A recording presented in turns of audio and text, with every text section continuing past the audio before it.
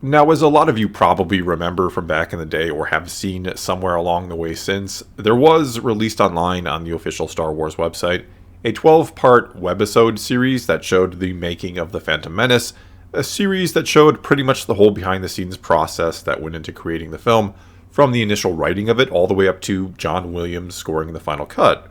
And though the whole series is a truly fascinating watch, well worth your time to check out if you haven't before, and also note that Lucas did a series just like that for the other two prequel films as well, it's actually the very first episode of it that I want to go back to. The episode that, you could say, gave us a tiny glimpse into the life and creative mind or creative process of George Lucas, where he and seemingly one other random person with a camcorder literally takes us into his home, into his office, where, after telling us he just took his kids to school, he showed us a binder full of papers that he'd written the first Star Wars trilogy on or in, as well as other notes about the lore or the story, where we even see some questions or notes he's written about Anakin Skywalker and who he is or was. Lucas then shows us a pad of fresh yellow paper and some pencils that he tells us is what he'll be using to write his new Star Wars series, as he called it in the video. And that's about all it is, just him looking for ideas as he starts writing the prequels. And not to get overly dramatic or anything here, but there is something pure and genuine about this, isn't there? Something great for him and us, the audience, for the fans of Star Wars, in knowing he'll be able to, and did, bring his story to life, bring it to the big screen exactly as he envisioned it because, well, he both had the money to do it, and he outright owned a Lucasfilm. He had full control over everything Star Wars back then. There was virtually no one who could tell him what he could or couldn't do with either the story or the franchise itself. Which means, for better or worse, depending on how you personally feel about those films, the prequels are his unfiltered vision, his story the exact way he wanted to tell it. There's many things that can be said about the prequels, good and bad, but one thing that cannot be denied is that they are George Lucas's movies through and through. Compare that then to how the sequel trilogy was made, or ask the questions, whose story are they? Whose vision exactly? What was the motivation behind their creation? I mean, and I'm not trying to make another bash Disney or bash the sequel trilogy video here, but we know they were written primarily by J.J. Abrams, Lawrence Kasdan, and Rian Johnson. Problem is, there was no real cohesive vision behind those filmmakers. We also know that there's no way Disney didn't have any sort of say or hand in the story, that they didn't hand down any sort of directives about what needed to be done and what couldn't be done, especially with the first film, the trilogy, which was clearly intended to be a nostalgia trip and copy and paste of the original Star Wars films that kind of ignored the prequels. Bob Iger, who was CEO of Disney at the time, even talks in his own book about some of the decision-making process behind the sequels, including deciding not to use some outlines or story treatments given to them by George Lucas. And so, in many ways, for better or worse, love or hate the sequels, they are not an organic story coming from one or a few people with a vision and full control and the monetary means to carry out that vision, motivated primarily by a desire to just tell a good story and maybe make a bit of money. It didn't start with one man in a room with paper and pencil ready to not only tell a good story, but to also push the boundaries of storytelling itself. Which is something that was always important to Lucas and a criticism he made against the sequels, that they didn't do anything new. And he didn't just mean with the story itself, but the way the story was told. That there was no sort of innovation with the films themselves, where both of his trilogies revolutionized the industry in their own ways. Instead, the sequels were started in a boardroom somewhere where Disney execs with no actual ability and or desire to tell good stories, only to make as much money as possible for the Disney shareholders in order to justify their purchase of Lucasfilm, they made decisions on what the movies should be and then passed those directives along to those who could write and at the very least pretend they knew and cared about Star Wars itself. And this was all done in an effort to engineer movies, not create a good story that would sell and could be fully merchandised. Which isn't to say Lucas himself didn't make a boatload of money off of Star Wars when he owned it, or that he didn't enjoy making a boatload of money. Certainly he did in both counts. But if his main motivation was money, I think we would have seen far, far more than just 6 Star Wars movies in roughly 35 years, not including the Clone Wars movies and made-for-TV movies like the Ewok films that came out in the mid-80s. We also never saw Star Wars resorts that cost thousands of dollars per night under George Lucas, but that's a whole other story.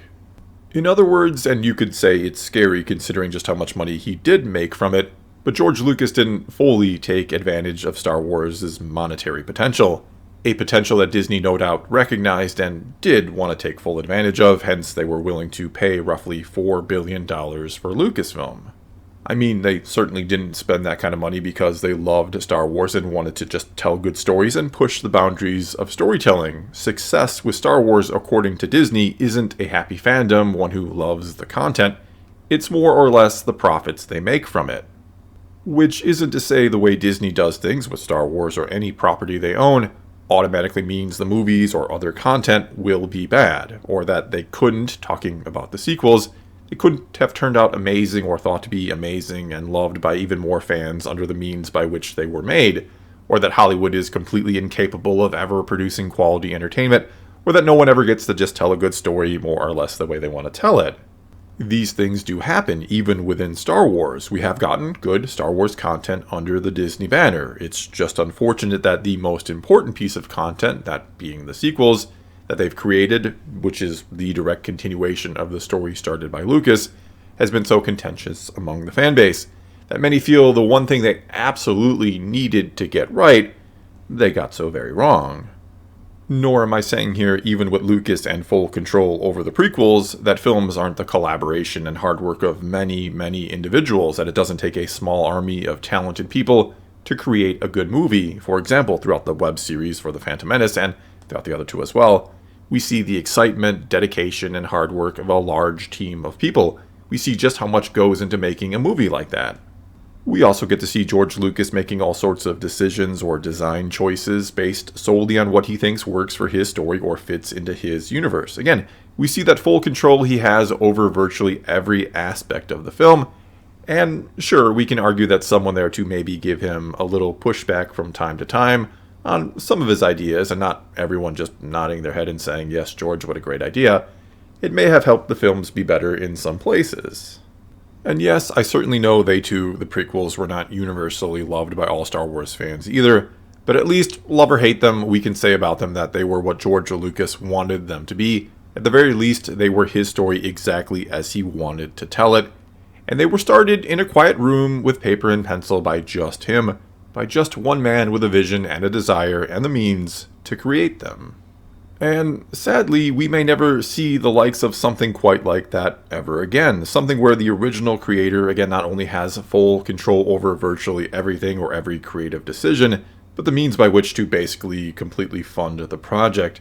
And I'm mainly talking very large scale, tens of millions or hundreds of millions of dollar projects like Star Wars films or a Star Wars trilogy.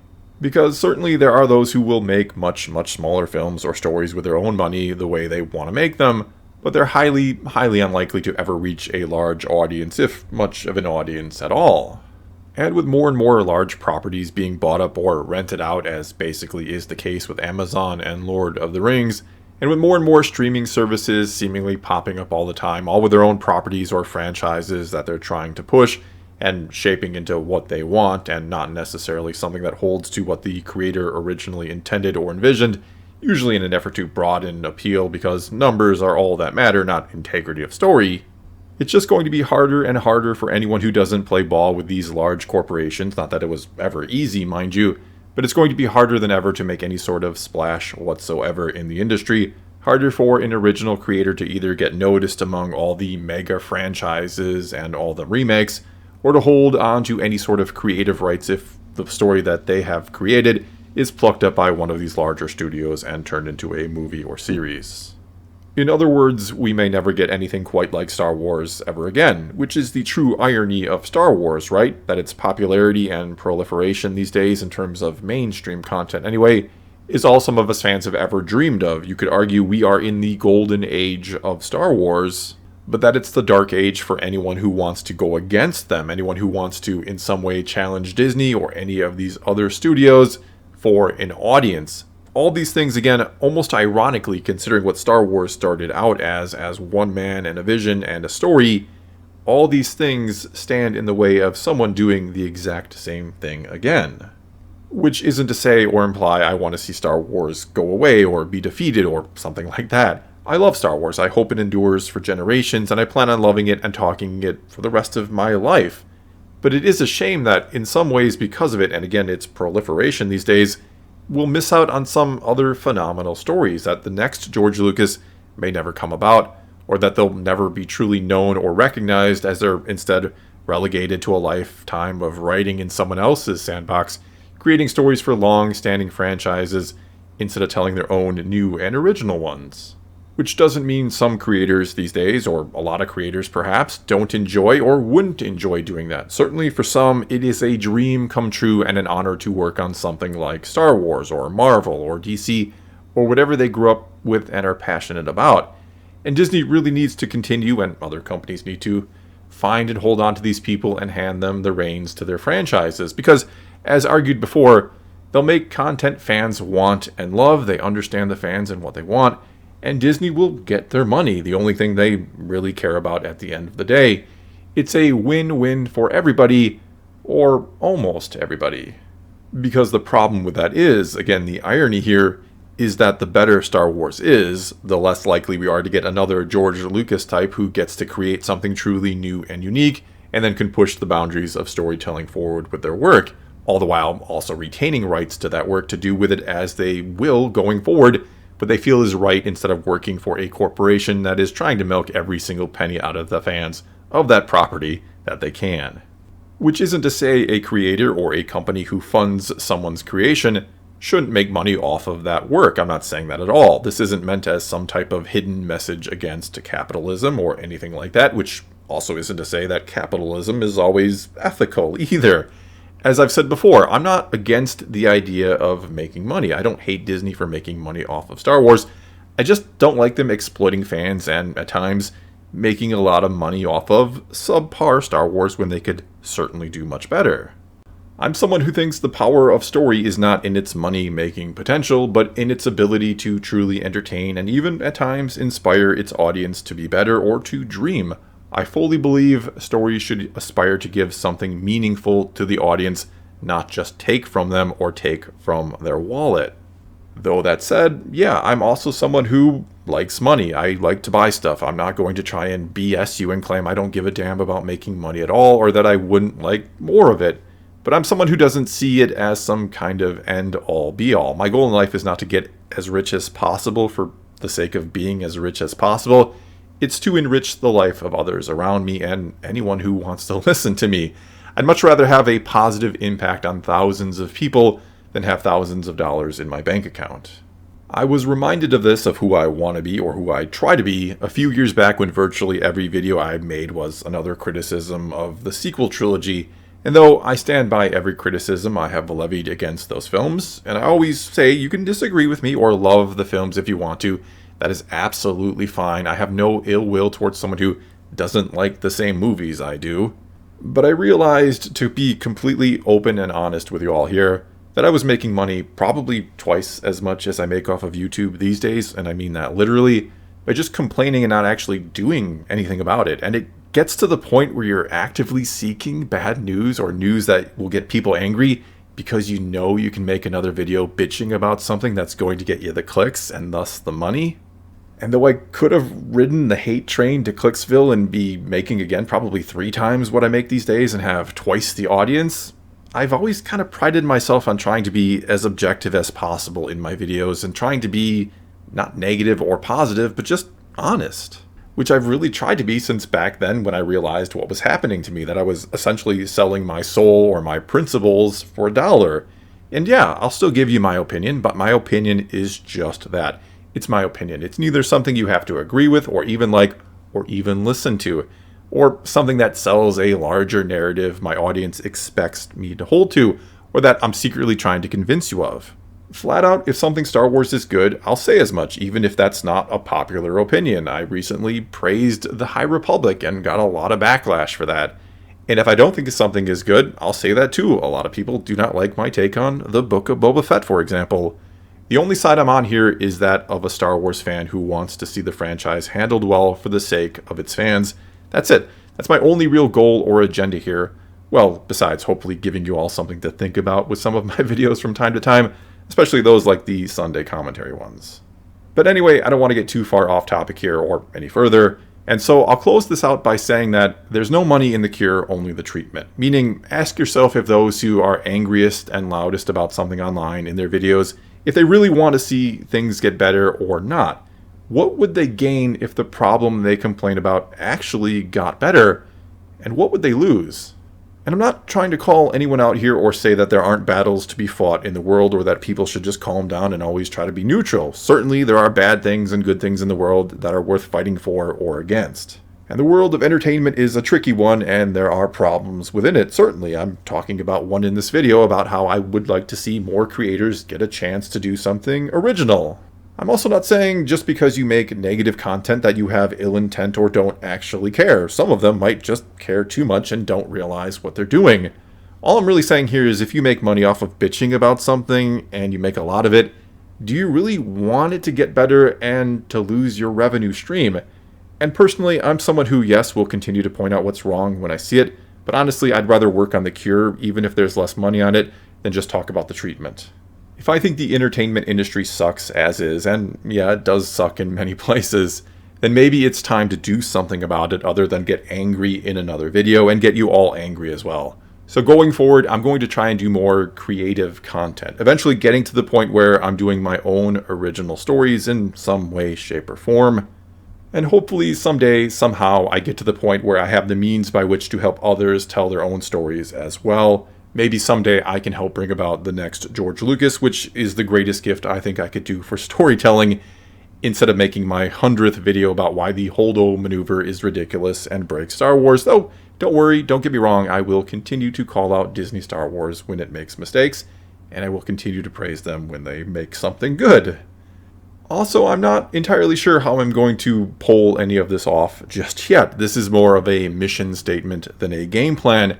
And I'm also not saying I won't be talking Star Wars anymore or that I'll be fighting against it. Quite the opposite. I'm always going to do that here on this channel and over on my other channel where I'm doing that in a more casual format usually, and I'm doing it more than ever.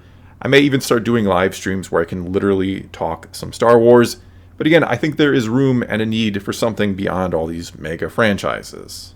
Basically, the story of Star Wars is something I will always be passionate about, something I will always talk about, even if going forward it becomes something unrecognizable to what it once was. I will always have that once was. But another passion of mine is telling stories and discovering other great stories beyond Star Wars, and it's time to start doing a bit more of that. It's time to start telling stories and maybe eventually helping others do that as well. Well, that's all I've got for you this time. Now it's your turn to take to the comments below and tell me what you think about this ramble. And if you agree with it to some extent, if you want to support what I am trying to do, you can always support me over on Patreon. I've had one for years. I never really talk about it or advertise it in videos because I'm really not a fan of essentially asking people for money. But I am going to try and start something. So if you want to be behind that, do consider supporting me there. And if not, no worries at all. The fact that you made it this far in this video, that you are still listening to me ramble, is much appreciated. It means a lot to me. So until next time, thank you so much for watching.